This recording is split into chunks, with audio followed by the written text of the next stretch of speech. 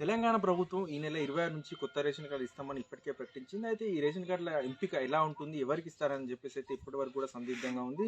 కొత్తగా దరఖాస్తు చేసుకోవాలా? లేకపోతే గత సంవత్సరం ప్రజాపాలనలో తీసుకున్న దరఖాస్తుల ఆధారంగా ఈ రేషన్ కార్డు ఇస్తారని చెప్పేసి అంటే దీనిపై అయితే సందిగ్ధత కొనసాగుతుంది. తాజాగా అయితే ఈ అంటే అభ్యర్థులు అంటే రేషన్ కార్డులను దరఖాస్తుదారులను ఎంపిక చేసే బాధ్యతను అయితే కలెక్టర్లకు అలాగే జీజీఎంసీ పరిధిలో అయితే జీహెచ్ఎంసీ కమిషనర్కి అప్పగించినట్లు మనకు తెలుస్తుంది. ఇక క్షేత్రస్థాయిలో మనం చూసుకున్నట్లయితే మండల స్థాయిలో అయితే ఎంపీటీఓ ఈ రేషన్ కార్డుల ఎంపికలో కీలకం కానున్నారు. ఇక మున్సిపాలిటీలో అయితే మున్సిపల్ కమిషనర్ కీలకం కానున్నారు. అయితే ఏ క్రైటీరియాతోని రేషన్ కార్డు ఇస్తారని చెప్పేసి కూడా ఇప్పటికీ చర్చ కొనసాగుతుంది. అయితే మంత్రివర్గ ఉపసంఘం అయితే కొన్ని సిఫార్సులు చేసినట్లయితే మనకు తెలుస్తుంది.